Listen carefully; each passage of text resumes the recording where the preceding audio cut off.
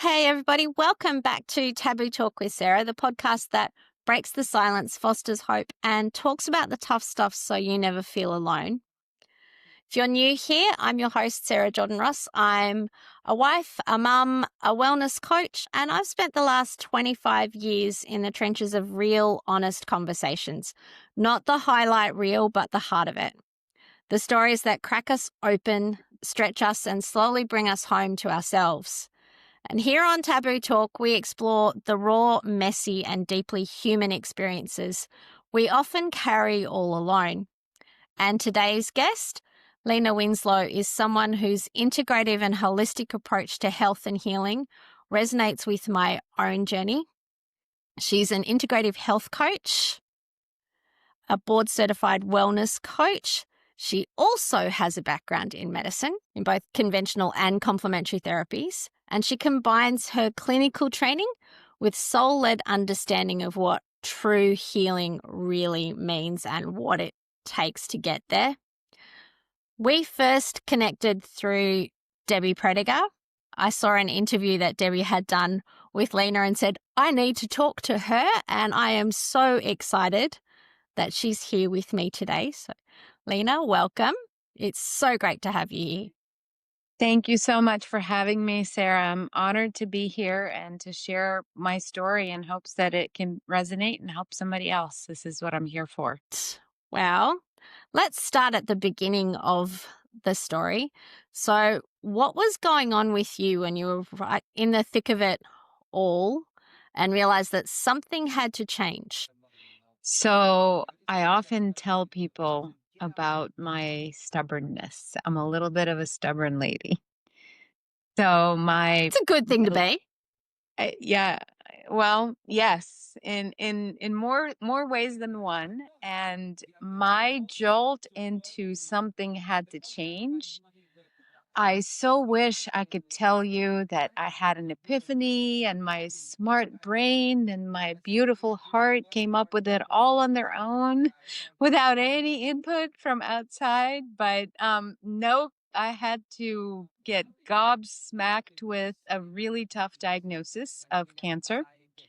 And at Yep. that point, my mind, body, and soul didn't hesitate to say, okay, something's got to change. And I would love my purpose out of all this is to be able to maybe share enough of how I faced this so that other people don't have to um, get a lesson in that way, because it was really tough stuff. And I think that's the thing for most of us when we've gone through a really tough experience like that. We want to do what we can to help other people. Now, one of the things you said to Debbie through the interview, and the thing that made me say, I need to speak to her.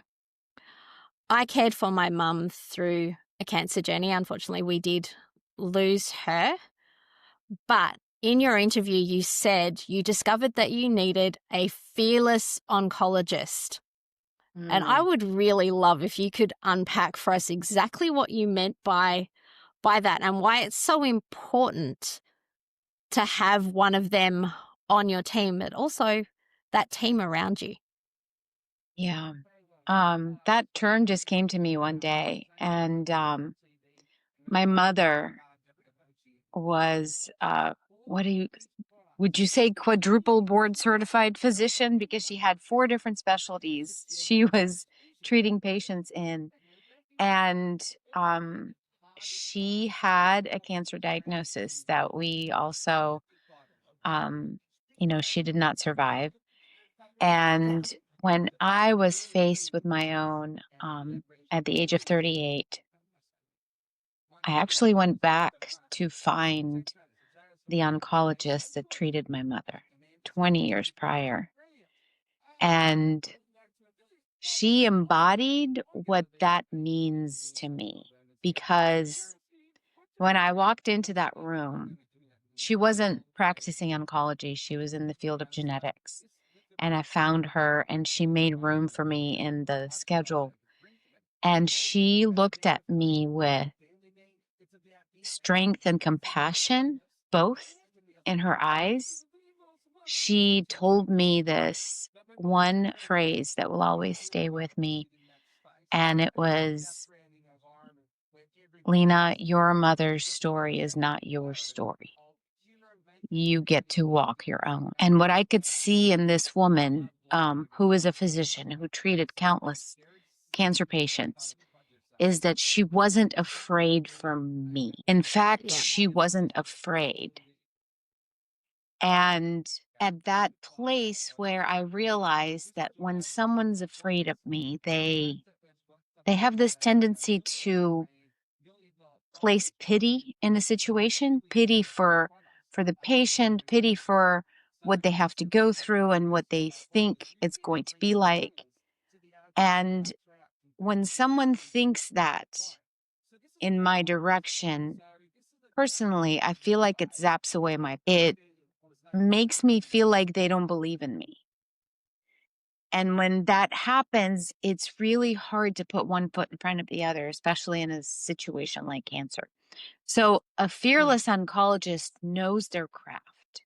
They know their lane, they know their science, but they take it as far as that and leave the true healing of the entirety of a person up to a patient and how they want to walk through that journey. Because as an integrative health coach and at the same time holding a certification in nuclear medicine, I see how both can combine to create a beautiful synergy, but only when they stand on the same level. One can't be more important or higher than the other, because at that point, you create this disbalance and it doesn't work. You sap the power from one end to the other. And Where it this really needs to be. concept, yeah, go ahead. No, I was just thinking out that where that balance really needs to be in the middle. You need Yeah. to take the best of both and put them together in a way that works for the individual. So you're looking at the whole person and what's going on for them, not just the condition that they happen to have, but you're using all of the science to tackle it from one end and then integrating other therapies in with it as well. So can you unpack that a little bit for us of Yeah. how you did that, how you combined the best of both and came up with that healing that worked for you, and also then how you've now used it for other people? Because it is rare to have somebody who specializes in nuclear medicine like you do and then has more of a holistic health background and the complementary therapies to go with it. So I guess what I would like to say first when unpacking that is the fact that there's a tendency out there to treat conventional medicine and integrative medicine as two separate entities that almost tend to be at odds with each other. Like, you can't do this, like, let's say chemo, and do this integrative approach and expect them to work together. And when I entered into this field, my oldest child has a diagnosis of autism. So I've been in this world of special diets and environmental toxins and triggers and all of the stuff that comes with helping somebody recover from the symptoms of autism, symptoms of neurological damage. And I didn't want to believe that I couldn't use conventional medicine and the integrative medicine together. So in my case, making them work together was very individualized, and it's going to look different for every single person, which is why it's so hard to implement this in the greater environment of healthcare. because we don't have time and resources to be able to completely individualize every single approach. And at that point, the patient comes in to be their own advocate, right? Go ahead. I know you had a thought. They need to be able to advocate for themselves, but part of why it's hard too is that, and you hit the nail on the head earlier, both sides are seen as being separate and in competition, and that whole, you can't work together, you can't do the conventional route of chemo and follow a macrobiotic diet. And yet you've found, and I know in my own experience with health challenges, it was actually doing those things of the, okay, this is the science-based route that we take and we know it works, but let's put in a few things to support our system while it's going through that.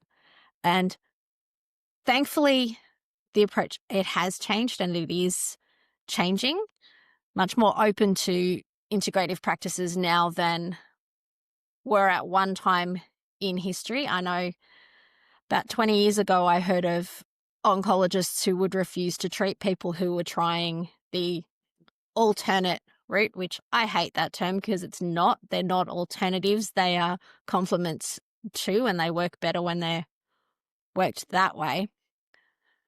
But also, and I was a massage therapist for 25 years, and when I first started in massage, don't touch a cancer patient with a 10-foot pole was the general thing, because there was a whole lot of fear around what it may do. Fast forward, we have trained oncology massage therapists working alongside doctors in hospitals because we found that supporting the system that way helps them to get through the challenges of chemo, radiation, all of those sorts of things, that it's integrating the approaches and using the best of both to help each other and to help the person. And where you said that individualized, it's now shifting to that, looking more at what's going on for that person as a whole rather than just looking at their symptoms. Right. So, I and there's always something look at it powerful as about that. Yeah.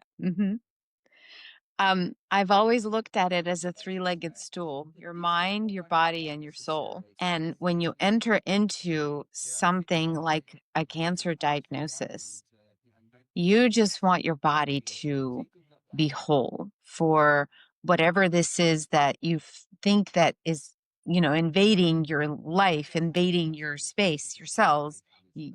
You want it gone. And I felt that way for a time until I realized that I have watched my mother and many other women go into this diagnosis with the fight in mind as what they have to do. And there's a whole lot of messaging out there, fight for your life. And from the very beginning, I didn't see it as a fight. I saw it as a pursuit of reconciliation, because I knew that there was a process in my body that was not working the way it was designed. But at its core, it wanted to be whole. It wanted to support me in my life, support me in my vision, my purpose. And I didn't need to fight myself to get better. I needed to find this balance of myself between those three legs of the stool to create this equilibrium, right? To make sure that all the legs of the stool are on the ground and you're not falling off because you're leaning too much one way. Which is a great way to Right. think of it. Yeah. And that whole coming back to that sense of equilibrium and working out what's really at the root cause of those symptoms and addressing it from there, because we're so often told, to suppress the symptoms rather than see what it is they're trying to to tell us. So, by the sound of things, you tune a bit more into what the body's telling you, but also what your spirit's telling you. Have you Mhm. found that that's made a big difference in both your own healing journey, but then how you help others now too? So it's really fascinating because, like, I now see, looking back, how this process switched the direction of the conversation I was having with myself. And in my practice, I now help people switch that direction for themselves. And there's four different spots that I addressed for myself. In the beginning, it was changing my thinking from being a victim of my cancer diagnosis to creating choice and knowing that I get to choose my own path and that my mother's path is not my path. Right. So that's number one, from victim to choice. Number two is I have a very logical brain. And what it needed to do is go from intense logic and science and peer reviewed studies to sensation of how does my body feel now? Where do I feel tension? Where do I need to direct my attention in order to address something that's going on in this moment right now? So the second one is from logic to sensation. The third one was from my mind to my body, because that looping of the thoughts, my good friend calls them ants, the automatic negative thinking. And so your mind just, especially in this stressful situation like this, your mind just goes racing and it keeps on thinking about, like, the future. Like, what if I don't make it to my kids' high school graduation? What if, like, all of this stuff that hasn't really happened, I'm already suffering from it? And all I needed to do was shift from this loop into my body and create the calm that I can create with tapping into my breath and tapping into, like, massage therapy, for example, and doing things from that direction. And then the last one was from outside in, because as a human, you're bombarded with a bunch of information. There's a ton of stuff going on the outside. Most of it is always outside of your control, and you're just trying to look around and figure out which way to run. Yeah.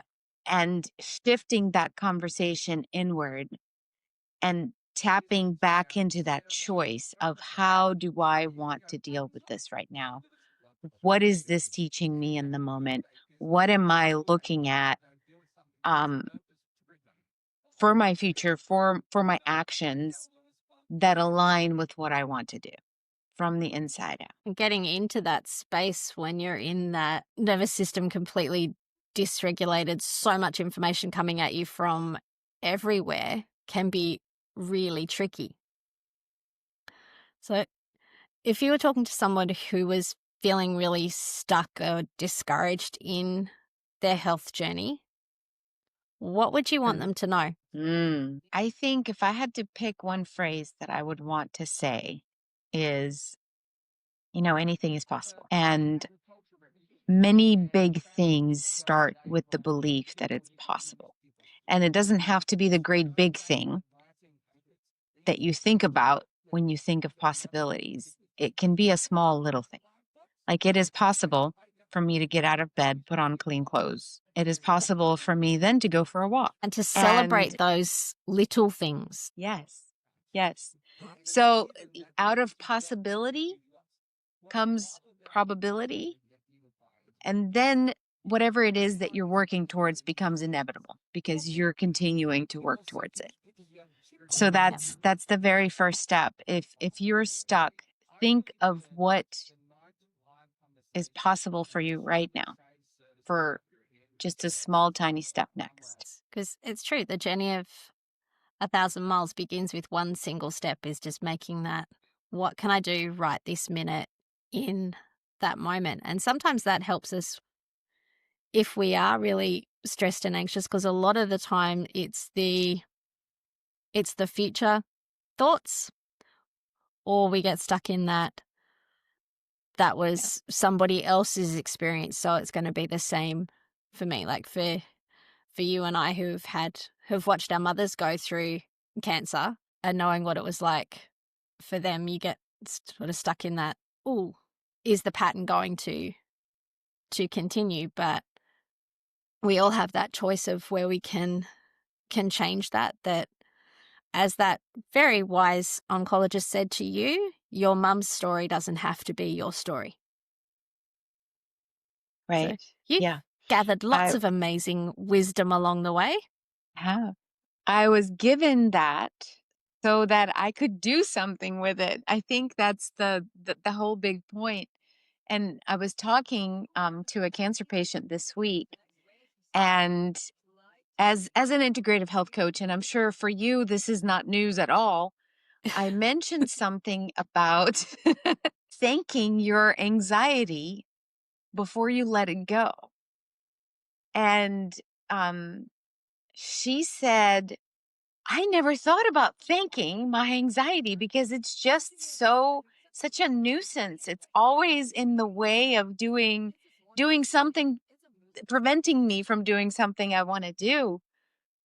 But if you remember that there are no wrong parts of us, and if we can get to a place where we see ourselves whole and look at a way to harmonize or kind of create that equilibrium between different, because anxiety is a protective mechanism that is deeply human, that just became a little bit unequal with everything else.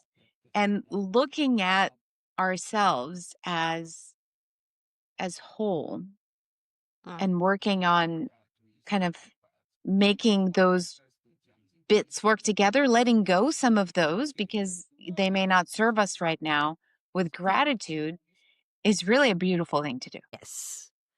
And that's the thing. It's getting all of those parts working together and remembering that our nervous system is hardwired to keep us safe. So acknowledging that, okay, I'm feeling unsafe. What do I need to do to get to a space where I can feel safe? And then Mhm. thanking that anxiety for pointing out that you were in that space. But now that you know, anxiety can go on its way and do its own thing because you don't need it right this minute. But yeah, it's Right. And the thing that baffled my mind completely is the second part of that sentence. Our nervous system is wired to keep us safe. It is not wired to keep us happy and fulfilled. no, That's our job. its job is to keep us alive. Right. But how do you want to live that life? That was the big Yeah. question through cancer treatment. It was like, how much do I want to hit my body with? And what am I going to be left with on the other side? How do you want to live that life? If you want to live it in happiness and fulfillment, then there's some education to do. There's some inner work to do. There's some things that will have to happen beyond the safety, right? And I know when my mum got sick, like we'd always had, like she had the most amazing china collection, some of it handed down through generations of the family. But we had this one dinner set that was our Christmas dinner set. So the special occasion one that was the only time it got brought out was Christmas or occasionally for a birthday. That set became the everyday set because my mum said, I've got all of these beautiful things. They were made to be used. They were made to be enjoyed. Life is meant to be lived. So all of those pretty things got pulled out of the cupboards and started getting used because, like, what's the point in them sitting there gathering dust when I can enjoy them? So some of those That's have a been beautiful packed away again because I have 3 little boys and I'd kind of prefer them not to get wrecked, but we still have that dinner set that she turned into the everyday set. We still use that pretty much most of the time. I love that. And I think we all arrive at that place at different points in our lives when Mm, we decide that it's not about stuff, it's about experiences with the beautiful things. yes. And the people that you spend that time with, Mhm. Yeah. because that's So what my you vision, remember. right? I created a purpose statement when I was finishing cancer treatment, and it talks about creating an environment of growth and unlimited potential for myself and everyone else around me. So it goes back to what kind of environment do you want to create? So many things for us to talk about. I know. Yeah. I'm So, excited to be able to connect with you all the way across the globe. yes, the wonders of the internet. It's And hey, really cool. from where you are, it's already the future for me, where I am. See? This is cool. Like this Yeah, is the future, and you don't even have to think about that right now. You just get no, to be in the now. I saw a great post once. Don't worry about the future. It's already tomorrow in Australia. So, so you're sitting in So, in your home, and it's a Tuesday afternoon, and it's a Wednesday morning for me. mm, um, so it's actually dark outside, Yes, and I have this phrase that talking about the future that I keep this notebook on my desk, and when I see something, I jot it down. And this last phrase that I actually pulled out earlier this week, it says, "Trust is not about what comes next. It's not about finding out what my blood work's going to be or my next scan is going to show. It's about feeling safe enough where I am right now to not know." that's a big one. Yeah. And then how do you create that environment for yourself? Like, does that mean you have a cup of tea in the evening? Does that mean you have to, turn your lights a certain color? Or does that mean you go for a beach walk? Does that mean you cook a certain meal a certain way? Like, what does it take to create safety in your mind, body, and soul? Mm. Like, think about all three. Those things that bring you peace and joy and contentment, no matter what's going on around you. Um, Remember Malcolm Jamal Warner in one of the last Make It Matters things that we did. He reminded us that no matter what is going on, there is always reason to smile. And if you're having trouble Yes. finding your reason to smile, that's when you need to be the reason for somebody else. So Mm-hmm. it's tuning Yep. into that. What do I need to make me smile? And then how can I share that with others? How can I Mm-hmm. find that stillness in the middle of the storm? Because cancer, well, any health challenge really is a Mm-hmm. bit of a storm. So it's the finding that peace in the middle of that storm is what will help you get through it. And creating that contribution. I was doing some Mm. research about mothers of children with special needs, and I don't remember the exact percentage numbers now, but um, the research really blew my mind because mothers of children with special needs were more likely to do something for a neighbor, like cook a meal or, offer to pick up a kid or do something helpful for another mother. Um, from the place where they are. Like they're already carrying a disproportionate load and they're able to carry it because they're willing to bring a contribution to the world, even if it's in the form of a smile for the moment. Or sharing people's stories, because you never know when it's sharing your story Mhm. that might be the thing that makes a difference to somebody else, that they can go, oh, actually somebody does get it, does understand. And I've always found it interesting that it is those people who are in the midst of struggle themselves who are always the first to look at a situation and go, how can I help? How can I make it better? I sometimes wonder if part of that is the being what we need in that moment, the Yeah. ability to say, well, if it was me, this is what I'd need. So then going and doing that. Yeah, and that deep compassion that comes from an experience, like that Ah. deeply felt experience that can't be replicated by logic or textbook. And in my very long health journey, as I've realized that bodies don't always read textbooks. They don't always do things exactly the way that is expected. And sometimes that makes things difficult. Yeah, I can't tell you how many times I've heard a phrase from a medical professional to the tune of, well, I've never seen that before. You're the first one that's ever done that. And I seriously wonder, am I really? Or is it just that we're so complex with so many moving parts? There's a first on every floor at every minute of the day at every hospital. Yes. And I know the more like, over the time, the more I've learnt about the human body, the more I realize I know nothing. Yep. Hmm. Or Correct. the things that we Which used to is think why it's so that's important to like tune in. yeah. But we get so used to not listening to our bodies, or so caught up in the crazy busy of doing, that it's really easy to forget to just take those moments to be.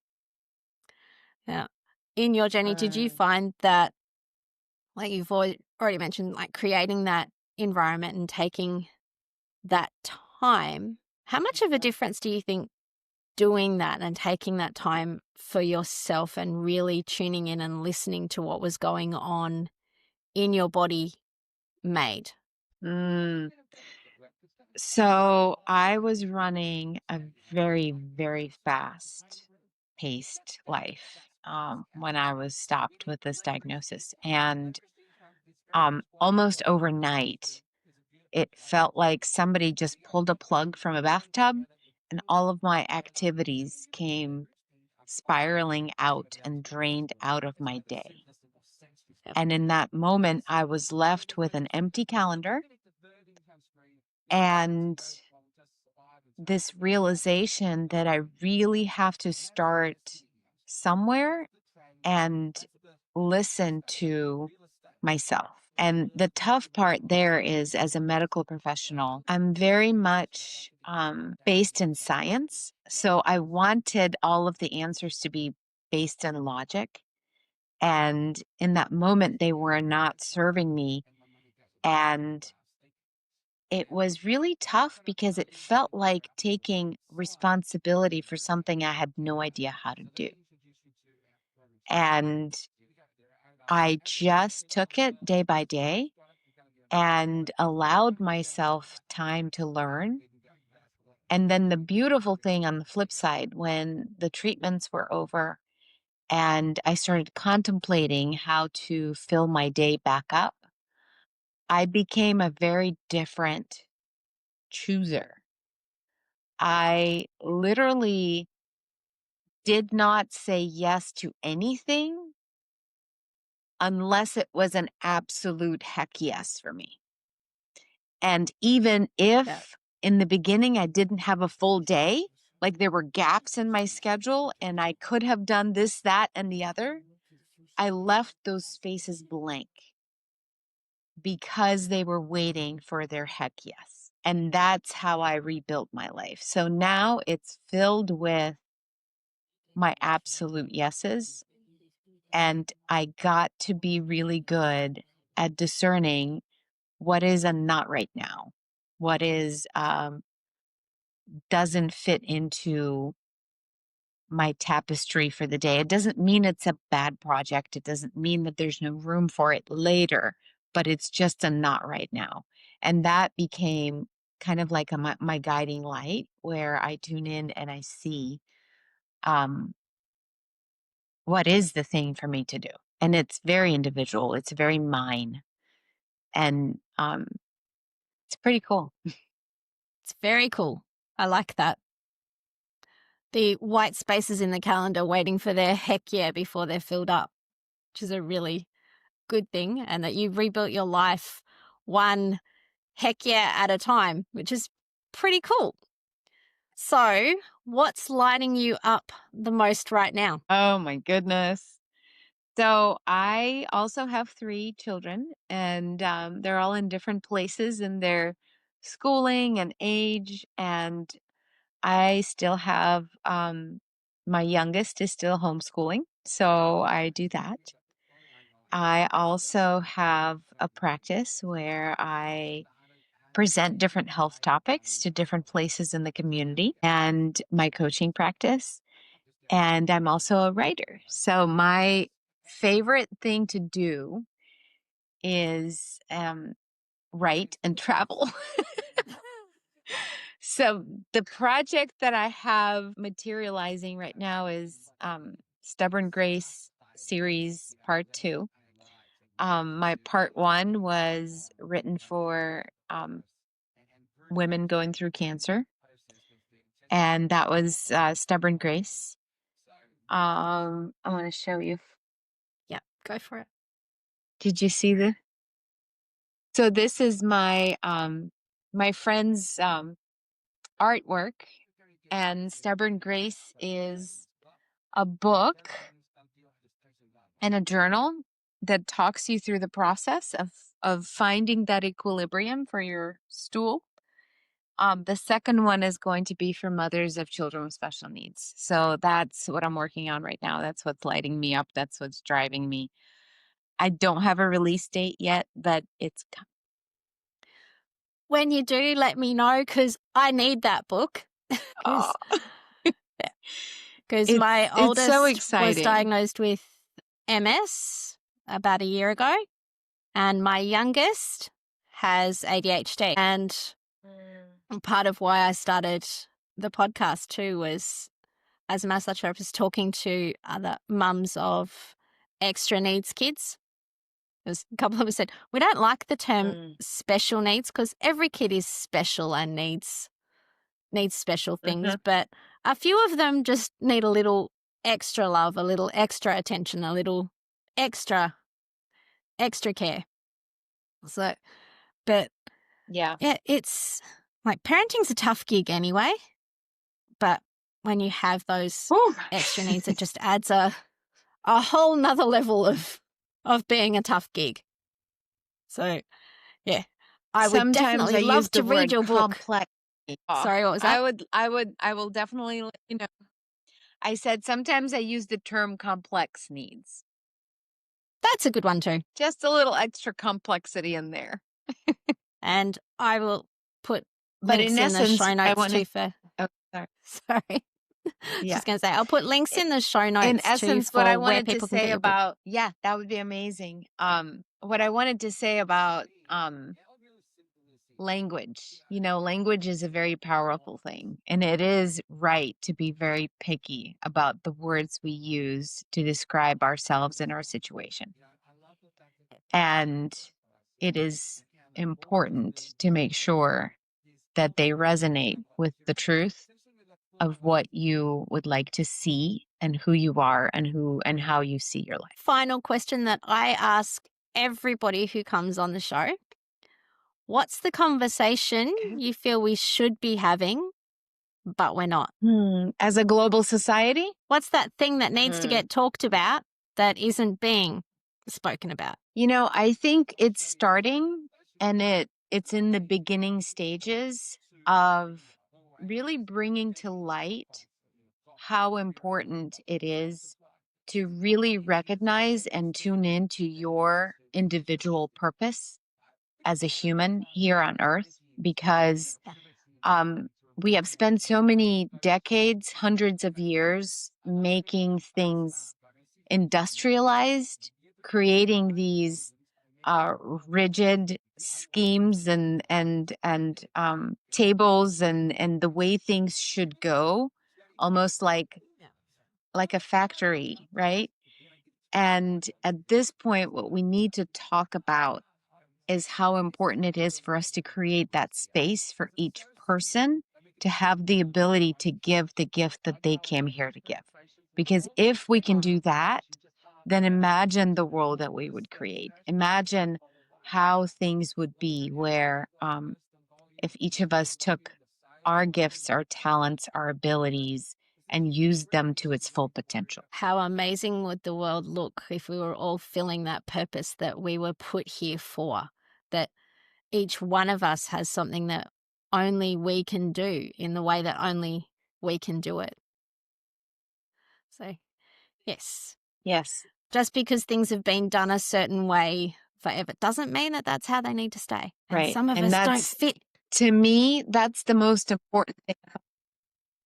Right. Some of us, well, fit or don't fit. It's Into nice, neat technology is little here boxes. to serve us. Yeah. No, no square pegs and round holes. No. No. And lots more of us who are starting to look at everything doesn't have to be an either or conversation. It can be a both and. And your story is a beautiful example of that, of you are a science geek, but you tuned into your intuition, into your spirit, and you used that to then get that stool of body, mind, and spirit all working together and all the legs on the floor so you don't fall off. Yeah. Which is a great way to do things. Yeah. And then put it all together. Yeah. In a way that works for you. And the way that works for you may not be the way that works for me. But the way that you encourage everyone to find their own way that works for them is a beautiful gift. And I thank you for sharing it with us today. Thank you so much for having me, Sarah, and for shining your light and doing what you do. Yes, we could spend all day here chatting, but I think that's a perfect spot to end things on. So thank you so much for being with us and sharing your wisdom that I'm pretty sure did not come easy. And your story is a great reminder that healing isn't just about fixing what's broken. It's about putting all of those pieces back together in the way that works the best for you. So for everyone listening, if anything in today's conversation resonated with you, please know that you're not alone. Healing's possible, and your story really does matter. So please share it, because you never know when your story might be the thing that helps somebody else find their equilibrium again. If you've got your own story to share or a topic you'd like me to explore on the podcast, I would love to hear from you. So leave a comment, send me a message, connect with me on socials. So your voice really does matter. And I will also put links in the show notes for how you can get in touch with Lena if you wanted to connect with her and explore her work, or get her new book when it comes out, or pick up the one that's already out there. So until next time, take care of yourselves, take care of each other, and remember, share your story because it matters. I'm Sarah Jordan Ross, and this has been Taboo Talk.